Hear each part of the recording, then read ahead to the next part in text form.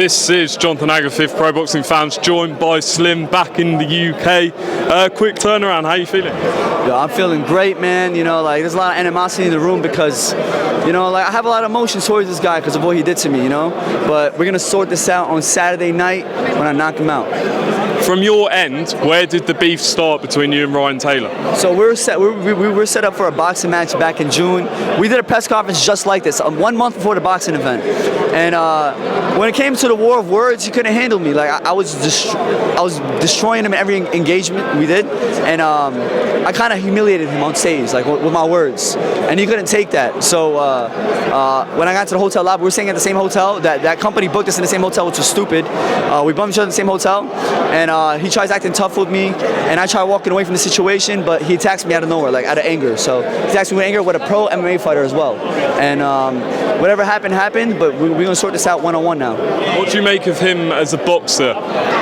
He's shit. The last fight he had, no one even watched it, first of all. And he fell out the boxing ring, man. But you know what? If he shows up Saturday night without doing no stupid antics, I'll actually respect him because everybody knows everybody's telling him he's going to lose. Everybody's telling him he's going to lose. So if he shows up, that's balls. That takes balls. So I'd respect that a little bit, but we all know how it's going to end. You got a huge knockout last time in the UK against FaZe Temper.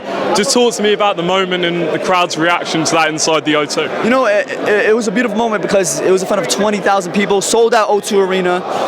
And when that moment happened, imagine you just hear 20,000 people jump out their seats at the same time. I've seen so many angles of the KO. See people jumping out their seats, going crazy, and the reactions. Logan Paul's reaction was crazy. Who else? I seen the Sidemen's reaction. All their faces, they're all right there in the front. They were in absolute shock. Like, everybody was in absolute shock.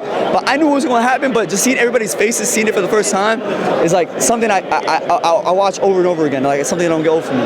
Couple more. Salt Pappy, I spoke to him after his fight. He called you out. Would you want to fight him?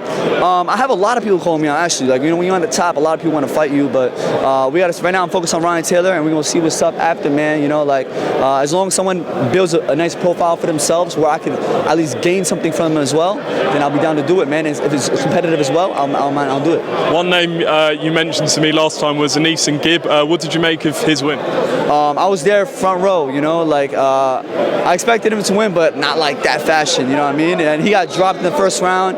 Yo, it was one of the best fights I've ever seen to watch live. It was so entertaining. And yeah, me and Gib were supposed to fight back in 2020 as well. Like, we were supposed to fight in 2020. We had a contract and everything. But now I'm having my own success. He's having his own success. And that's one fight I really want to look forward to in the future as well. Like, that's something we've been trying to make happen for the longest time. Slim vs. AnEsonGib will be a headline fight. You know what I mean? That would be a big, big fight. But you never know. Inshallah, it might happen one day. We'll see what's up. Two more. KSI was sitting pretty near you on that front table.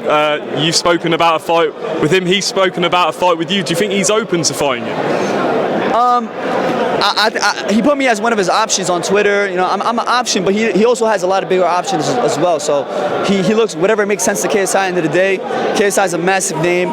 You know, like if I make sense to him, I would love to be his dancing partner because KSI, to me, he's a legend here in the UK, not just UK, the worldwide. Like especially what he does for the YouTube world. Like he does so much for the YouTube world, and to be able to share the ring with him, like that's a legacy thing. So I would love to do that. But it's up to the end of the day, it's up to KSI. Whoever he wants to fight, he's gonna fight. And how do you think Deji's going to do against Floyd Mayweather? I'm happy for Deji for his last performance. You know, like it's like seeing the little brother win for the first time. You know, like everybody was happy for him seeing his arm raised after failing 3 times. You know, it's not easy to get back up after a loss.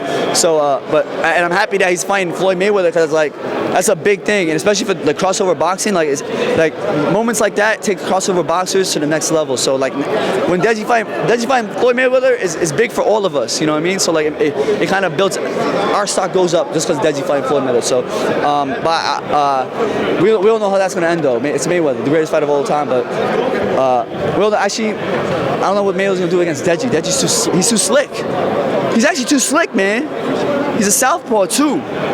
Mayweather struggles with southpaws. How are you going to deal with Deji? Come on. And just lastly, you mentioned the Sidemen all ringside watching you. Which one of them would you think would make a good boxer if they ever box? You know, maybe Miniminter. I think he'll do it because I think me and him got the same body frame. So like we both got the same length. So if he knows how to use that to use, if he puts it into like if he really trains hard, maybe he could be good with it. Because like he got that length, man. You know what I'm saying? Also Ethan, maybe Ethan, because Behzinga, he's fit. He's super fit, man. So I think he was talking about fighting before back in a couple years ago against one of that dudes from Team 10. But that would be nice to see him fight. But these guys are on a different level. They chilling, man. They don't have to do crossover boxing. You know what I mean? They don't got to do it. They chilling, man. Slim, appreciate your time. Catch your word after. Thank you so much. Appreciate you.